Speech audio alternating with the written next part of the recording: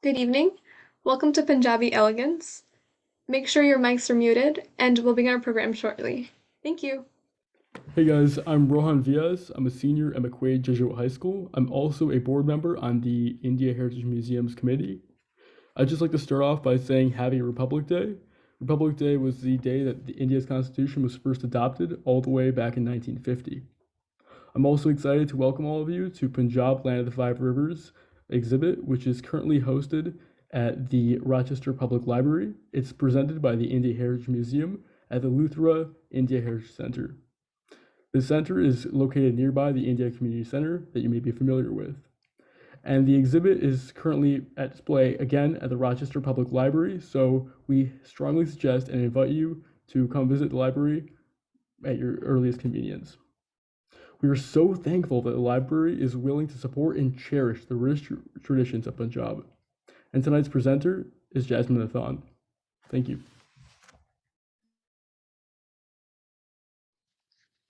Sat Sri Akal and welcome. My name is Radhika Sarlashkar. I am a senior at Pittsford Sutherland High School, and I am also a member of the India Heritage Museum Board.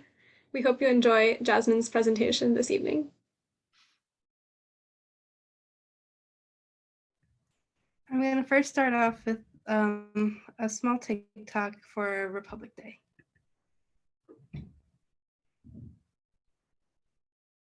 Vande Mataram,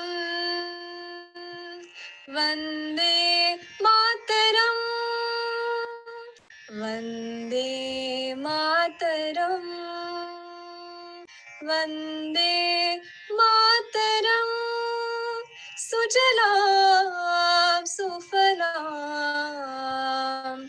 Malayaj Sheetalam,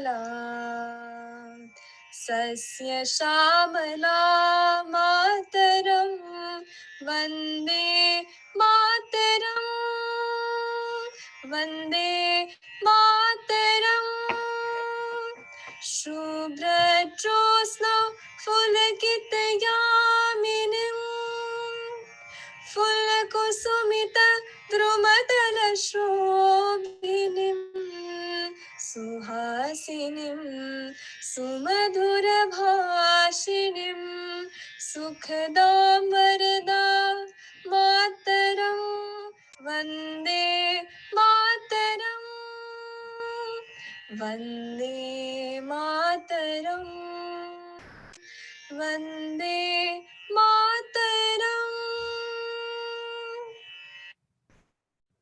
Hello.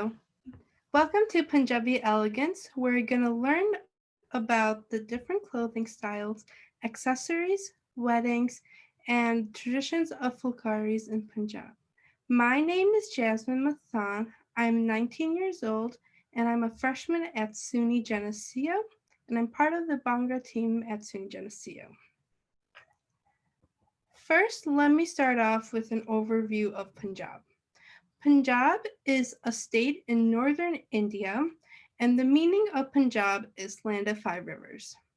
The official language of Punjab is Punjabi, and Punjabi is spoken in Punjab and in parts of Pakistan.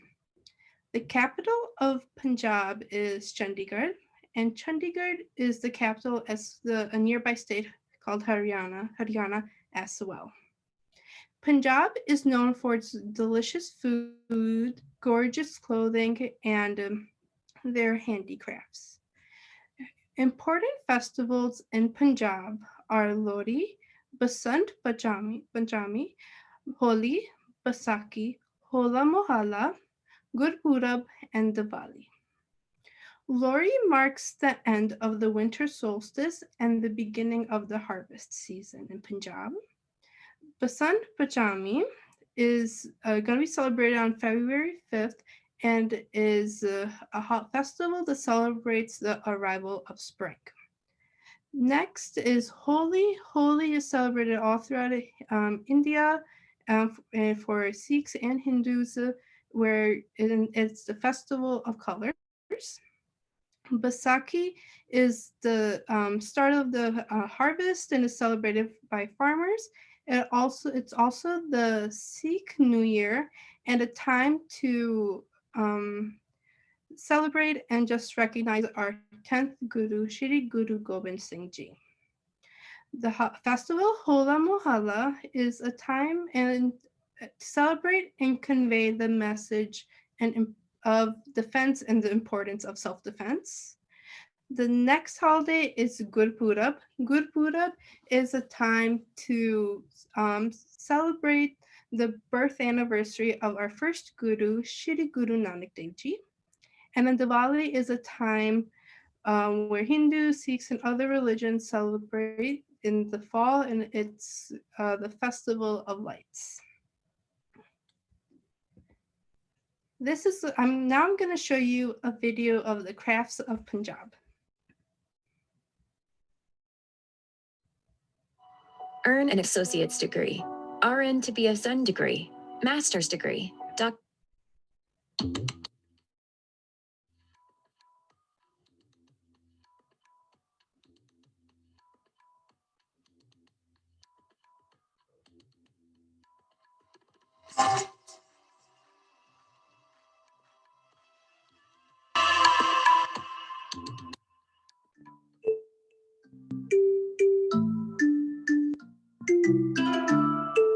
Art does not belong to some ethereal realm fit for appreciation by a chosen few. Art is instead a daily way of life, an expression of the vigor of everyday existence, or so it is in the state of Punjab. Here, the minds imagine the unfathomable, the limbs work in perfect symphony, the eyes dare to dream the divine beauty, and the hands weave magic. The results are for one and all to see. Every item of daily utility has an artistic tale to tell. A tale of how even the primal-looking forms of art embody the spirit of sublime artistry. No matter where you are in Punjab, no matter what you are doing, you shall always find yourself amid arts and crafts. It is the land of artistic excellence. Colors put together by a rich artistic sense cause life itself to be full of colors. Punjab abhors dullness. That's why the creative expressions instill hues in even the most inert elements of life. There is big joy in little things in Punjab. And these joys emanate from the loving endeavors that characterize arts and crafts in this land. From the apparently grossest works of art to the items that are built with the consummate application of the subtlest senses of human psyche. All are laden with the spirit of love and oneness. Whereas they are indeed works of art, they also serve their purposes of being human utilities to the core. They are known for their high quality and durability. Good looks and value go hand in hand. The crafts of Punjab are used and appreciated all over the world for their unique blend of beauty and usefulness. More often than not, these crafts are delivered by small and medium enterprises with rather moderate and simple machinery. Yet, the products are of high taste and worth. That's another reason why these crafts are held in high esteem. The originality and novelty of thoughts that go into the making of these works of art are unquestionable. The intricacy and variety of designs, as well as the range of goods produced, are awe-inspiring. Come over and feel the soul of Punjabi artistry. Without a trace of doubt, it will be a memorable experience.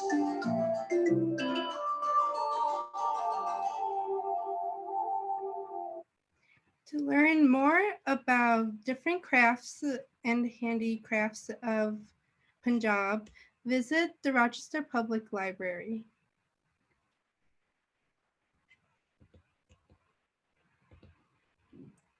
Next, I'm going to be talking about women's clothing. One of the most popular types of women's clothing in Punjab is the salwar kameez. The salwar kameez reflects the rich and colorful heritage of Punjab. It was first introduced in the 13th century after the arrival of Muslims, and this traditional outfit has been worn for generations and can be seen in big cities or tiny villages. The salwar kameez is a beautiful piece of clothing. The salwar part of it is a loose trouser-like pant with pleats at the waist and cuffs at the ankle. The kameez, which is the shirt of the salwar kameez, is usually knee length or longer, and the shimmering fabric and embroidery and it's embroidered with intricate designs. The dupatta is the long and flowing piece of fabric that is typically worn like a scarf around the neck, but can also be worn on the shoulder or on your head. Here are some examples of salwar kameez. As you can see on the left, that is a famous Punjabi actress whose name is Sonam Bajwa. She's wearing a salwar kameez, and the kameez is shorter than it usually is, and the salwar is more fuller, and the fuller type of salwar is called the patiala salwar, and it's one of many different types of salwars. In the second picture, the woman is wearing a heavy kameez that's made out of velvet with lots of work done and embroidery done on it. And then on the right, here's this really cute little girl who's also wearing a yellow salwar kameez and is wearing some Punjabi jutti with it and a tikka on her forehead. Next, I'm going to talk about the churidar kameez. The churidar kameez is a more modern version of the salwar kameez.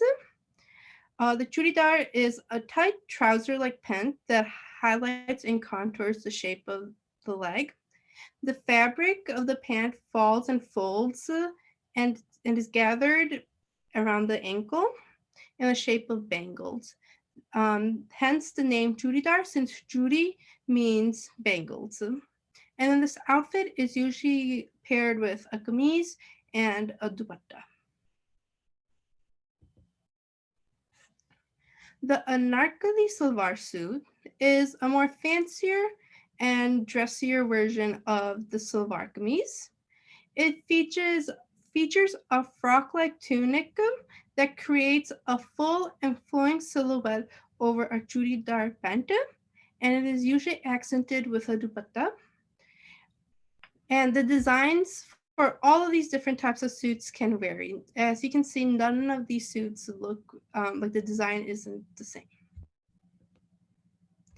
Next, I'm going to show you a video of the different types of salwar kameez. So salwar kameez, as I've said, is really popular in Punjab and can be worn on different occasions.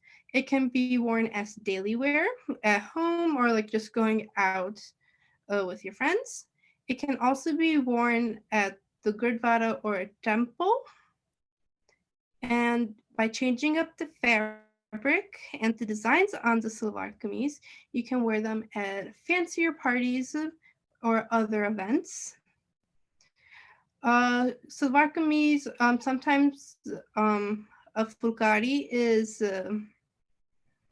paired along with the salwar kameez to add more color and to the beautiful piece of clothing.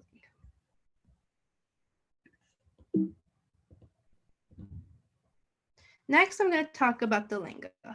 The lehenga is one of the most common types of party wear dresses in India. The lehenga is an elegant full skirt that is generally worn at weddings and special events. The skirt reaches the ankles and features special embroidery and patterns. It can be worn with a variety of blouses, such as the midriff one shown here, and then there's also a dupatta added to it to add flair. As you can see, for this lehenga, the skirt is embroidered with many beautiful flowers. Here is another example of a lehenga, and as you can see, the work done on this lehenga is really intricate, and this type of work cannot be done on a machine, so the designs are done by hand, which will take weeks or months to finish a lehenga like this. So as many of you might know, Harna Sandhu is Miss Universe 2021. She is from the Gurdaspur district in Punjab.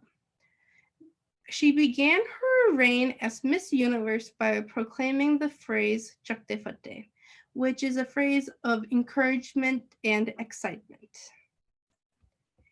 Here is a video of her at the national costume round at the Miss Universe 2021 competition wearing a lehenga. There's a petticoat underneath and a blouse. With changes in fabric and design elements, this popular type of clothing can be worn at parties and weddings. Designers estimate that there's over 100 ways to wear a sari.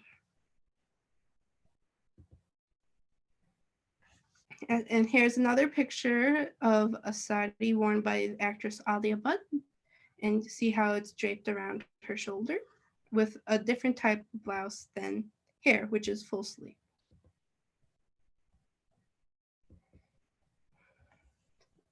Next, I'm going to show you a video of how to tie a sari.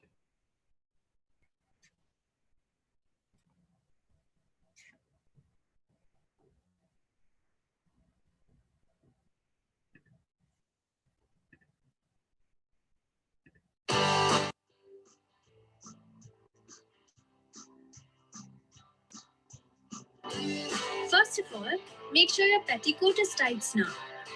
You should also have your shoes on before you start draping so you get the length right. Start by taking one end of your sari and keep tucking it into your waistband. The sari should just barely touch the ground so your shoes don't show, but it shouldn't be too long or else you might trip. Go on one full round and stop at your navel. Now take the other end of the sari and begin to pleat it. This is what will make your pallu. Use your fingers to span the sides of each pleat, taking fabric in and out alternately.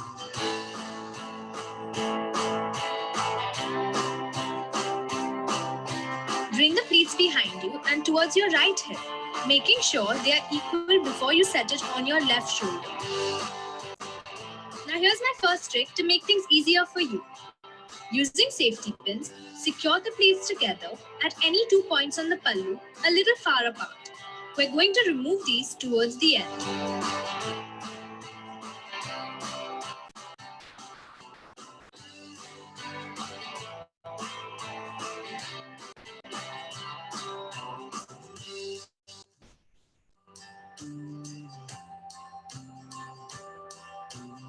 Adjust the length a little below knee level. Once you have done this, use a safety pin to hold the pallu onto your blouse at the shoulder. Next, pull the fabric from the top right and bring it to the front at your navel. There are 2 ways to keep this in place. You can either simply tuck it in like this, or you can pull it taut diagonally and secure it with a safety pin. This here is my second trick. Wearing it diagonally will make you look so much slimmer. Now let's go for the pleats. You need to hold the rest of the fabric to make a loop in front of you. Just like you did earlier, use your fingers to pleat it, making sure all the pleats are the same width and length.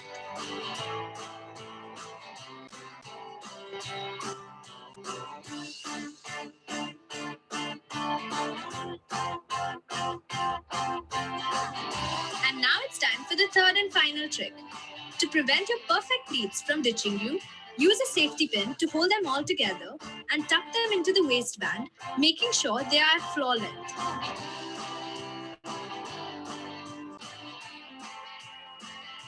Finish off by removing the pins from your pallu. You really don't want to go out with those there. So that's it. Get ready to flaunt your sari this festive season.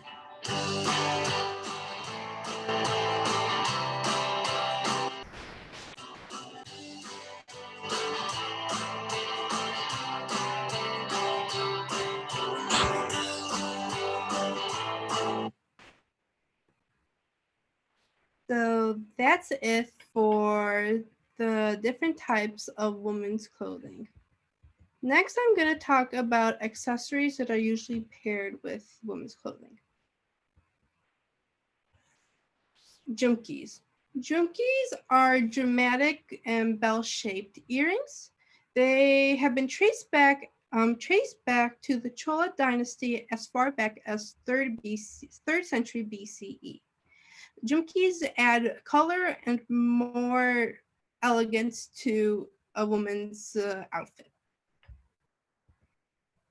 Next, we have the kantha. The kantha is a gold necklace that is worn during Bhangra or Gidda performances, and Bhangra and Gidda are the most popular type of dances in Punjab. The word kantha is derived from the Sanskrit word kantha, which means throat. Next, we have bangles, or also called churis. Bangles come in many designs and materials, including glass and precious metals. Bangles can be worn on everyday basis or at events like weddings. Next, we have the paranda, which is also known as the parandi. These are ornamental tassels which are made out of multicolored silk threads. A woman wears a paranda in her hair to match her outfit. Paranda, some Gidda groups wear parandas to accessorize with their outfits. Next, we have the jutti. The jutti is a shoe typically made from leather, and it is intricately embroidered with gold, silver, and multicolored thread. They can be worn by both men and women, and there's no side for the shoe, so you can either wear it on your right foot or your left foot. Next, we have men's clothing. One of the most common and popular type of men's clothing is the kurta pajama. It is the traditional outfit for a man. The kurta is a loose, collarless tunic that falls just above the knee, and a vest can be worn with it if the man chooses. The pajama is a loose trouser that's worn beneath the kurta. The kurta pajama is an informal way of dressing, but by changing up the fabric, you can wear it at more fancier events. So for daily day use, the kurta could be made out of cotton, and then for a more fancier occasion, a kurta pajama could be made out of raw silk. Next, we have the sherwani suit. The sherwani suit is an outfit for formal occasions and is an outfit that mostly grooms wear on their wedding. It features a long sleeve coat that falls below the knees and is partially open in the front. The luxurious fabrics and the intricate designs of the sherwani gives it a royal look. The sherwani is usually worn over a kurta pajama and buttons down in the front, and it can be collared or collarless. In the picture, you can see that's a collared sherwani. Next, we have turbans. Some men choose to wear a turban, and it's also called a dastard or pagdi, as an article of the Sikh faith. It is a symbol of honor and respect. The turban also serves as a reminder to never forget the values of Sikhism, which are equality, freedom, and love. Turbans are one way that Sikhs are recognizable and distinct. 99% of people who wear turbans in the US are Sikh. And there are many different ways for you to tie a turban. Now I'm going to show you a video how to tie a traditional Sikh turban.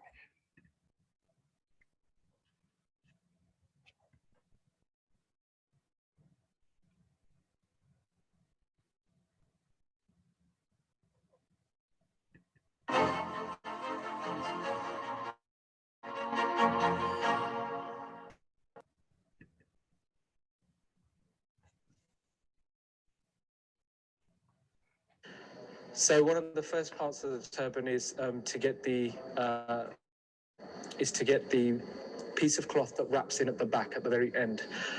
Now, the way that most Sikhs tend to do that is to take a small piece of the cloth and tuck it into their mouth, which will then, at the very end of the culmination of tying the turban, wrap into the back to keep it all tight and solid at the back. The first, what we call lar, which is the first fold of the Sikh turban, you can see comes from the back and goes from a high up position from around about what we'd say 11 o'clock, and it comes right down, right past the eyebrow and down past the lower end of the person's left ear.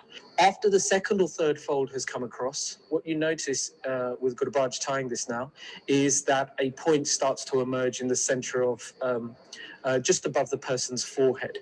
That's what gives this particular style of turban what we call a nork. So it comes out and it gives it what was traditionally a style of turban that was worn by kings or rulers or emperors. So Maharajas would have worn this particular style of turban.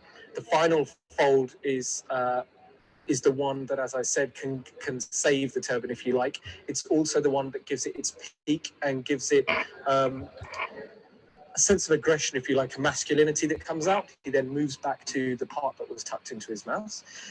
And what he's doing is actually pulling that out, and that actually stretches out the folds that he had originally put over his head. And with the final part of the turban at the very back, he just pulls it out so that he's got all of it nice and neat and tidy, brings it out, makes sure that it's neat and that there's no extra bits of the turban folding outwards. Instead, they fold inwards, and tucks it right into the back of the turban. And we're finished. Looks pretty good. To see a turban on display and to learn more about the Sikh turban, visit the Rochester Public Library in the Punjab exhibit to learn more.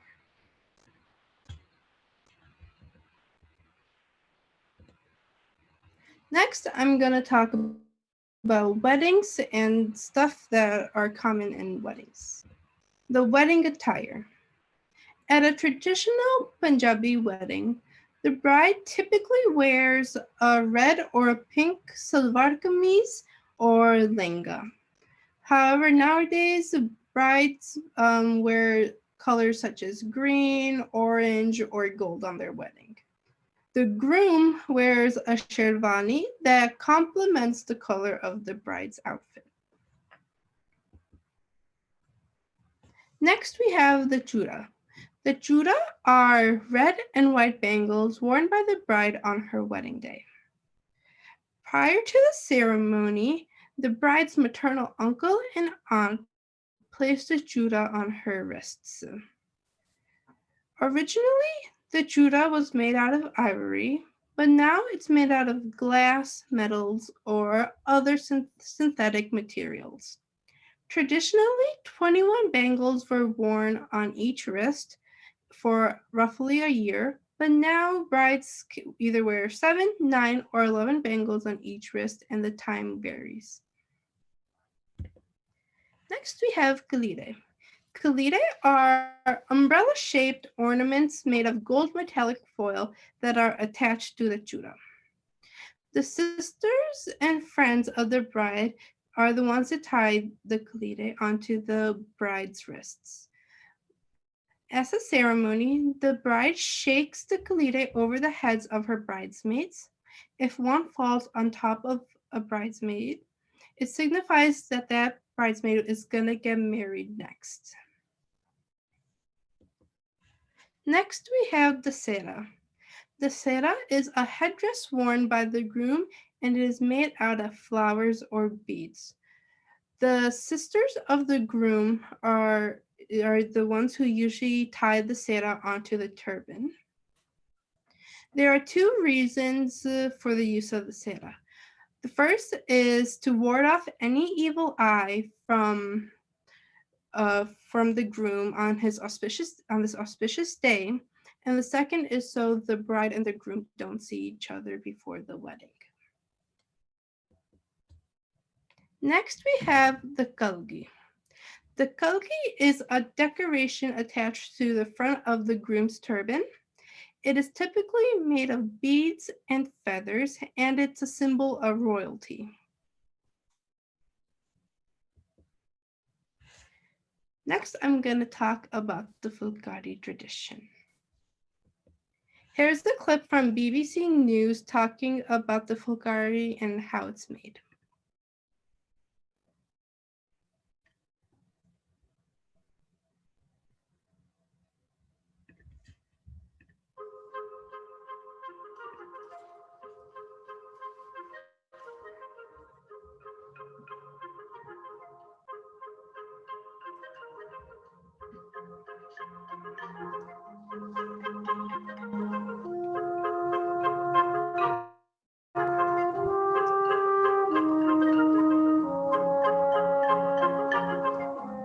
ਮੁਹੱਬਤ ਦਾ ਪ੍ਰਤੀਕ ਆ ਫੁਲਕਾਰੀ ਕੁੜੀ ਦੇ ਨਾਮ ਤੇ ਸ਼ਹਿਰ ਹੈ ਸੋ ਸੋਚਿਆ ਕਿ ਇਸ ਸ਼ਹਿਰ ਦੀ ਇੱਕ ਚੀਜ਼ ਤੇ ਮਸ਼ਹੂਰ ਹੋਵੇ ਜਿਹੜੀ ਇੱਕ ਕੁੜੀ ਉੱਥੇ ਤੱਕ ਲੈ ਕੇ ਗਈ ਹੈ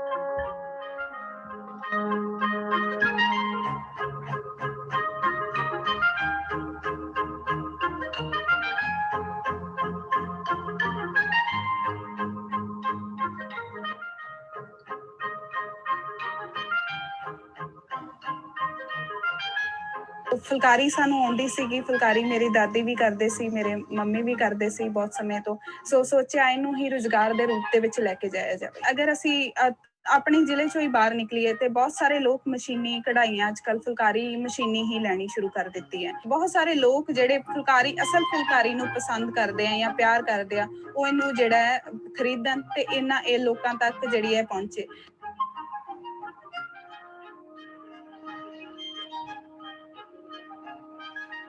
ਘਰ ਦਾ ਗੁਜ਼ਾਰਾ ਮੁਸ਼ਕਿਲ ਨਾਲ ਚੱਲਦਾ ਸੀ ਹੁਣ ਥੋੜਾ ਬਹੁਤਾ ਹੋ ਜਾਂਦਾ ਮਤਲਬ ਕਿ ਬੱਚਿਆਂ ਦਾ ਖਰਚਾ ਵਗੈਰਾ ਨਿਕਲ ਜਾਂਦਾ ਕੰਮ ਕਰਨ ਨਾਲ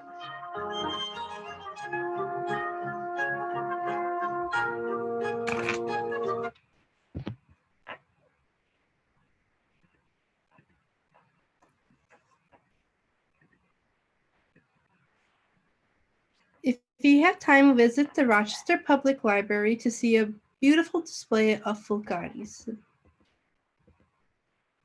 The fulkari is a large cloth embroidered with floral, geometric, and other designs.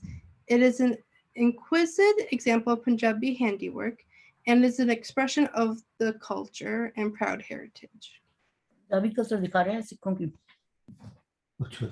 originates from the word full, meaning flower, and akari. Originally, the fulkari was made out of real flowers. It was believed that the virtue and character of the maker gave fulkari its shape. Fulkaris have been referenced in many works such as the Vedas, the Mahabharata, the Guru Granth Sahib, and some folk songs in Punjab. The fulkari was made famous by the love story Heer and Ranjha by Varis Shah. A fulkari is usually embroidered with silk thread. There are 7 distinct types of fulkari: Bagh, Chop or Subad, Sanchi, Dalpatra, Nilak, Gungat Bagh, or Chamas. Here are the 7 types of fulkaris. The top left one is a Gungat Bagh. This is just a heavy embroidered fulkari that is usually worn at weddings or at events. The one next to it is a chop or a suba, which is a fulkari where both sides are embroidered. The one next to that is a a chamas, which incorporates the little mirrors into the fulkari, and the mirrors are sewn into the fulkari with the silk thread. The fulkari on the bottom left is a sanchi. In a sanchi, first the design is drawn out and then the embroidery is done. For the rest, the designs are free-handed, while this one, they first have to draw out the design since of the complicated work. The one next to that is a nilaka. It's usually made out of a black or red background and is embroidered with the bright colors. The one in the middle, right below the chamaswana, we have a tilpatra. The embroidery of this fulkari is spread across like seeds. This is since the word tilpatra means spreading of seeds. And then finally, the one on the bottom right is a bag, which is just a simple fulkari, and the entire surface is embroidered.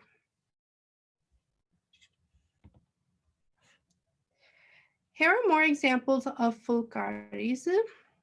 As you can see in the picture on the left, we see these young girls carrying on the tradition of making fulkaris by hand.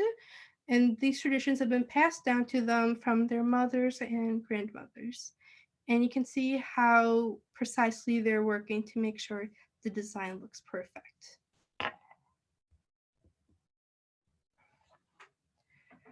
There was a fulkari exhibit at the Philadelphia Museum of Art back in 2017, which showed a display of beautiful fulkaris and duettas in a traditional and a more modern way. As you can see by the picture on the left, you see a traditional fulkari, while on the left we see a more unique twist to the fulkari with fulkari designs on a dress.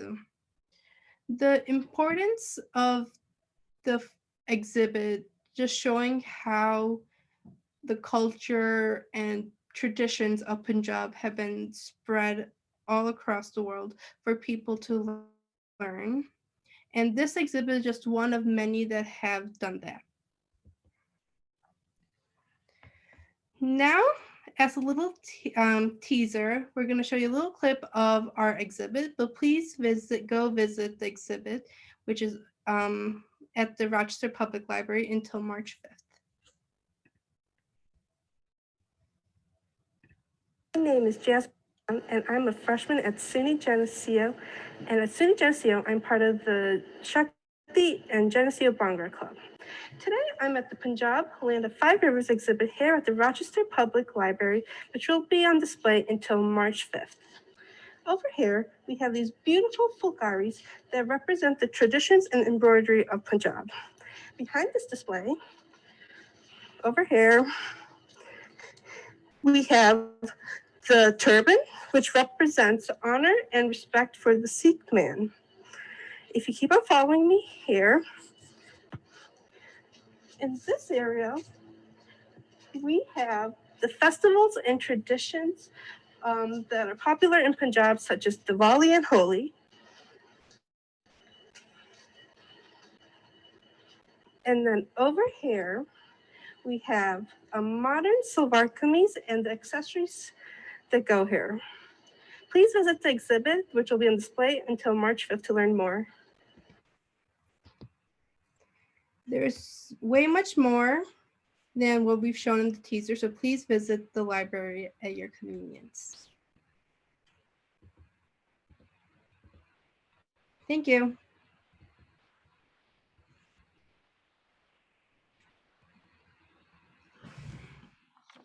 Thank you so much. Okay, hey guys, thank you so much, Jasmine, again, for putting in the time and effort to present such a well-done presentation. You did a fantastic job. The India Heritage Center, again, at the Indian Heritage Museum at the Luthra India Heritage Center is also hosting a number of other virtual events, such as the Just Life Understanding the Sikh Faith, which is coming on February 5th, and will also be featuring Senator Cooney. And then we have another upcoming event about celebrating life, folk dances from Punjab. We'd like to give a special thank you to the Rochester Public Library for giving us a space to house our exhibit. And we would also like to thank ICC and the Luthra Heritage Center. If you want more information about the exhibit, future events that we'll be holding over Zoom and in person, or just the India Heritage Museum, feel free to join our social media pages by clicking on the link Linktree. If you go to that website, you'll be able to see our website and other social media. The link is linktr.ee/IHMROC. Again, we strongly recommend and encourage you guys to visit the Punjab Land of Five Rivers exhibit, which is at the Central Library, and it's open until March 5th. Again, thank you so much. If you have any questions, please feel free to put them in the chat below. We'd be happy to answer them.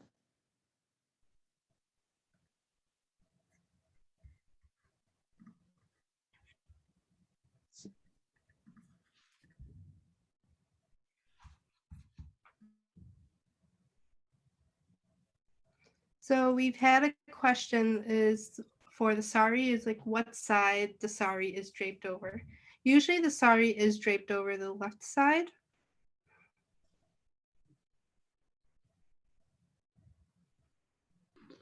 Hey Jasmine, we got a question for you.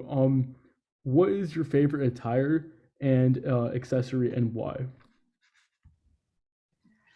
My favorite attire, it depends on where I'm going. For instance, if I'm going to the Gurdwara, I would usually wear a salwar kameez since it's the most easiest and simple to wear. But at parties, I like to wear lehengas since I like the heavy work that is done on the skirt. My favorite accessory are the jumkis since they come in different colors and sizes, and I can change them around when I please to match my outfits.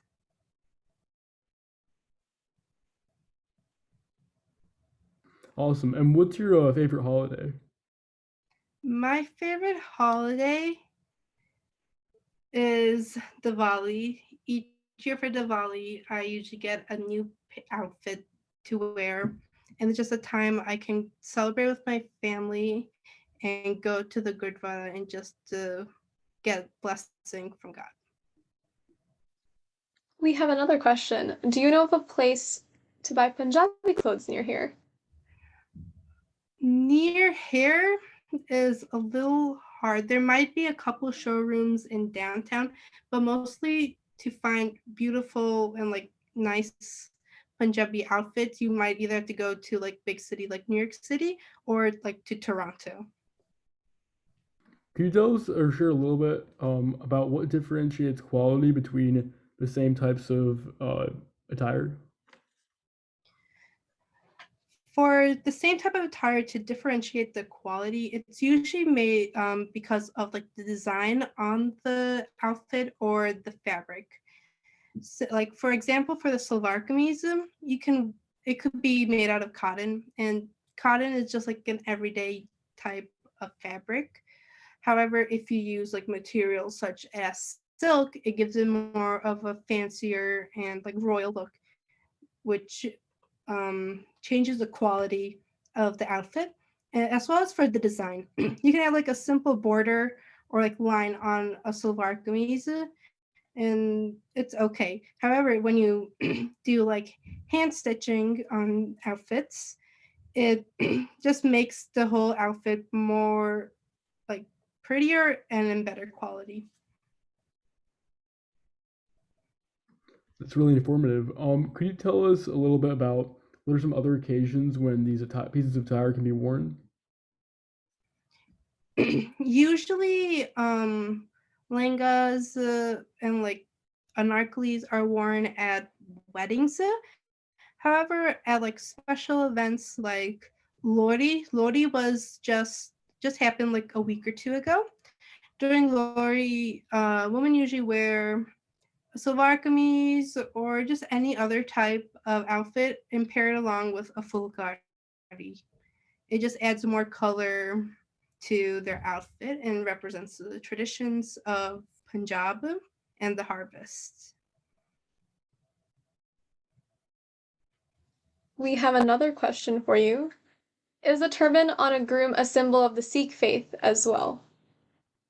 It is. It just represents the, as a turban usually does. The turban is a way to respect and honor the family. So for weddings, when the groom wears the turban, it's just a way to just respect and honor the people that came before them. We have one last question for you. If you're attending an Indian Punjabi wedding, what colors should one wear as a guest? Avoid to wear the color red or pink on the day of the wedding, but since Punjabi weddings and Indian weddings have lots of events to it, usually it doesn't matter. Sometimes the bride might be picky and give you a color scheme, so you might have to follow that, but usually you can wear whatever color you want. Just avoid red, pink, and maybe gold on the wedding day. Very cool. So we'd like to thank all of you for attending this event this evening. We hope you learned a thing or two from this presentation.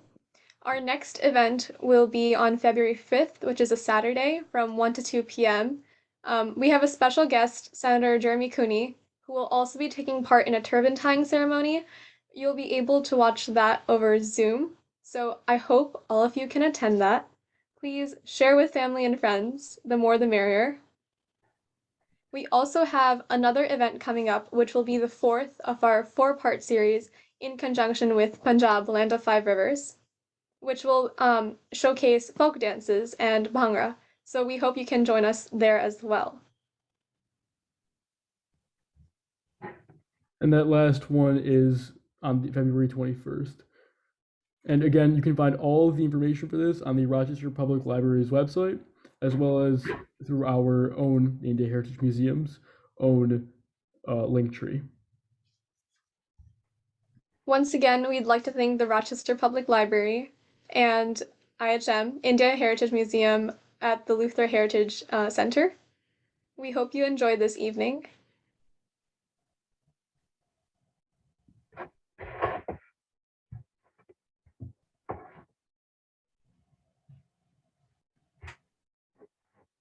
Have a great night, everybody. Thank you all for attending, and we love your exhibit at Rochester Public Library. It is beautiful and it's just so full of happiness. We love it. Thank you for thinking of us to put your exhibit there. Beautiful culture. Thanks to all who attended, and we'll see you at the next next presentation that you do. Hope you all have a good night. Bye-bye.